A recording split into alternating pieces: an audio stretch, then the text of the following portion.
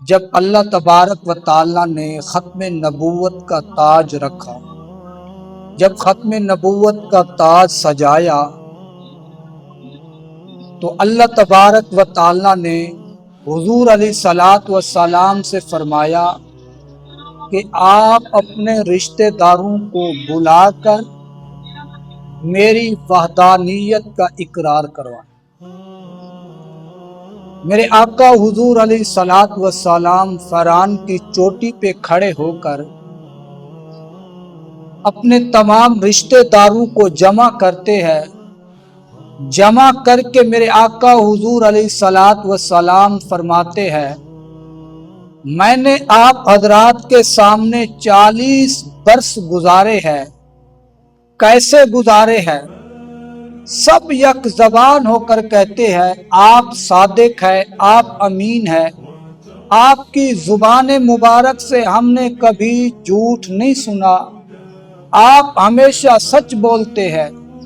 میرے آقا حضور علیہ الصلوۃ والسلام فرمانے لگے، اگر میں آپ کو یہ کہوں کہ اس پہاڑ کے پیچھے ایک لشکر ہے جو آپ پر حملہ کرنے والا ہے، کیا مان لو گے؟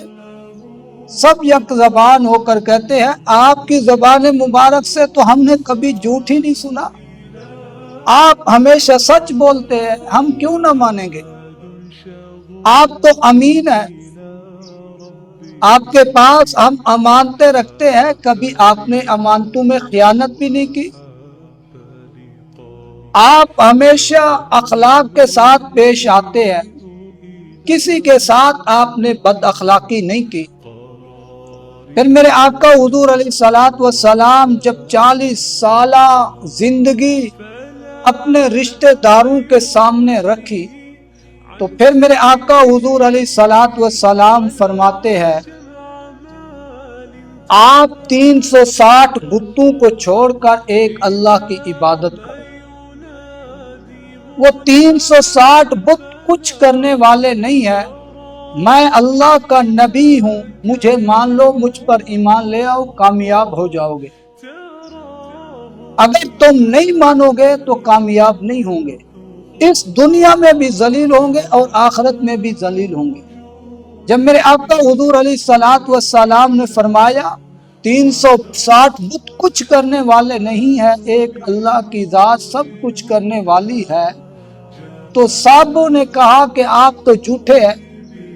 وہی لوگ جو کہہ رہے تھے آپ صادق ہیں، آپ امین ہیں، آپ کی زبان مبارک سے ہم نے کبھی جھوٹ ہی نہیں سنا، وہی لوگ میرے آقا حضور علیہ الصلوۃ والسلام کے چہرے اطہر پر پتھر مارے۔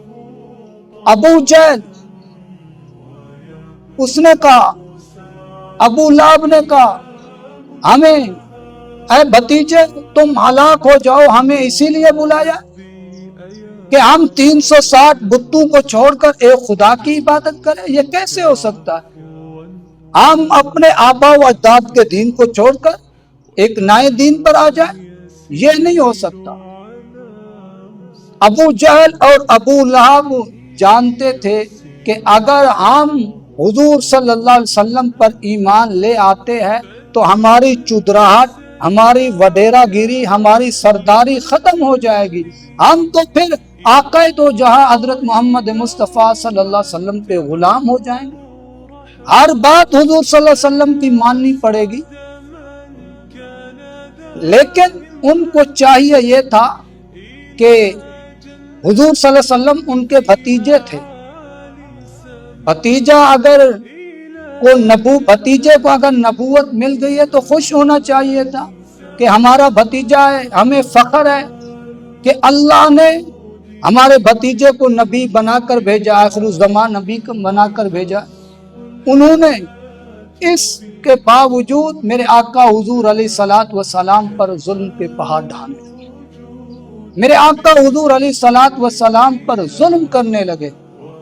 خانہ کعبہ میں میرے آقا حضور علیہ الصلوۃ والسلام عبادت کرتے ہیں، جب سجدے میں جاتے ہیں تو میرے آقا حضور علیہ الصلوۃ والسلام کے اوپر اونجڑی ڈال دی جاتی ہے، میرے آقا حضور علیہ الصلوۃ والسلام کے راستے پر کانٹے بچھائے جاتے ہیں، میرے آقا حضور علیہ الصلوۃ والسلام کے اوپر کوڑا کرکٹ ڈالا جاتا ہے، میرے آقا حضور علیہ الصلوۃ والسلام کو 3 سال شیب ابی طالب میں قید کر دیا گیا، کھانا پینا سب کچھ بند کر دیا گیا، جو ہوا چلتی تھی اور اس شیب ابی طالب میں جو پتے گرتے تھے وہی پتے کھا کر میرے آقا حضور علیہ الصلوۃ والسلام نے گزارا کیا۔ کبھی پتے اٹھا کر حضور علیہ الصلوۃ والسلام زینب کو دے رہا ہے، زینب یہ پتے کھا لو، کبھی رقیہ کو، کبھی ام کلثوم کو، کبھی سیدہ فاطمہ الزہرا کو، یہ پتے کھا لو، گزارا کر لو۔ حضور علیہ الصلوۃ والسلام کے اوپر طرح طرح کی تکلیفیں ہیں۔ وادی طیف میں دیکھیں، میرے آقا حضور علیہ الصلوۃ والسلام کے جوتے مبارک لہو لہان ہے، خون بہ رہا ہے۔ میرے آقا حضور علیہ الصلوۃ والسلام کے پیچھے آوارے لڑکے لگا دیے گئے۔ میرے آقا حضور علیہ الصلوۃ والسلام آگے چلتے تھے اور پیچھے آوارے لڑکے پتھر مارتے تھے۔ میرے آقا حضور علیہ الصلوۃ والسلام کا پورا چہرہ زخمی ہو گیا تھا۔ میرے آقا حضور علیہ الصلوۃ والسلام نے پھر بھی بد دعا نہیں کی۔ میرے آقا حضور علیہ الصلوۃ والسلام نے یہی دعا مانگی، اللہ یہ ہدایت نہیں لے سکتے، یہ ہدایت پر نہیں آ سکتے تو ان کی نسلوں میں سے اللہ ہدایت دے، ان کی نسلوں کو ہدایت دے۔ میرے آقا حضور علیہ الصلوۃ والسلام نے کبھی بد دعا نہیں کی، کیونکہ میرے آقا حضور علیہ الصلوۃ والسلام رحمت للعالمین بن کر آئے۔ وما ارسلناک الا رحمت للعالمین، دونوں جہانوں کے لیے میرے آقا حضور علیہ الصلوۃ والسلام رحمت للعالمین بن کر آئے۔ حج کے موقع پر مدینے سے کچھ لوگ آئے، میرے آقا حضور علیہ الصلوۃ والسلام نے ان کو تبلیغ کی۔ 6 لوگ تھے، روایات میں آتا ہے 6 لوگ تھے، وہ مسلمان ہو گئے اور مدینے میں جا کر لوگوں کو بتلایا کہ ہم جس محمد رسول اللہ صلی اللہ علیہ وسلم آخر الزمان محمد رسول اللہ صلی اللہ علیہ وسلم کا انتظار ہم کر رہے، وہ مکہ میں آ چکے، ہم ان پر ایمان لے آئے، ہم مسلمان ہو چکے۔ دوسرے سال 12 آدمی آئے، 12 آدمیوں کا قافلہ تھا، انہوں نے میرے آقا حضور علیہ الصلوۃ والسلام نے تبلیغ فرمائی اور وہ بھی مسلمان ہو گئے۔ پھر میرے آقا حضور علیہ الصلوۃ والسلام کو دعوت دیتے ہیں کہ مشرکین مکہ آپ کو ستاتے ہیں، آپ پر ظلم کرتے ہیں، آپ کو پتھر مارتے ہیں، آپ کو عبادت نہیں کرنے دیتے، آپ مدینے آ جائیں، ہمارے پاس آ جائیں۔ وہاں مدینے میں ہزاروں لوگ آپ کے دیوانے موجود ہیں جو آپ کا انتظار کر رہے۔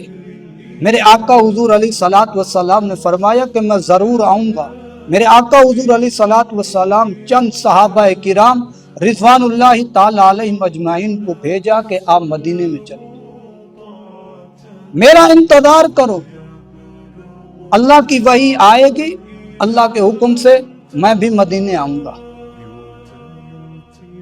جب ابو جہل، ابو لہب نے، مشرکین مکہ کے وڈیروں نے یہ دیکھا کہ حضور علیہ الصلوۃ والسلام کے چاہنے والے مدینے میں بھی ہو رہا ہے، مدینے میں بھی ان کے مرید ہو رہا ہے، مدینے میں بھی ان کے ماننے والے موجود ہیں، مشرکین مکہ کو درد ہوا، تکلیف ہوئی کہ حضور علیہ الصلوۃ والسلام کے اس مشن اور کاز کو کیسے روکا جائے۔ وہ بہت پریشان ہے، ابو جہل اینڈ کمپنی بہت پریشان ہے کہ حضور علیہ الصلوۃ والسلام کے مشن اور کاز کو کس انداز میں روکا جائے۔ دار الندوہ میں میٹنگ کرتے ہیں، مشرکین مکہ کے بڑے بڑے سردار موجود ہیں، پریشان ہے۔ ایک بوڑھا شخص، وہ اصل میں تھا شیطان، وہ بھی اس مشورے میں آ گیا۔ لوگوں نے پوچھا کہ آپ کون ہیں؟ اس نے کہا میں نجد علاقے سے آیا ہوں، میں یہاں آیا ہوا تھا، مجھے پتا چلا کہ آپ کی میٹنگ ہے، اور میں بھی اسی لیے آپ کی میٹنگ میں شامل ہوا ہوں کہ آپ کو میں بھی اپنے اچھے مشورے دوں۔ مشورہ ہو رہا ہے، کسی نے کہا حضور صلی اللہ علیہ وسلم کو نعوذ باللہ جلا وطن کر دیا جائے۔ ابو جہل نے کہا اگر جلا وطن کر دیا جائے مکہ سے بھگا دیا جائے تو آپ یہ نہیں سوچتے کہ جہاں محمد رسول اللہ صلی اللہ علیہ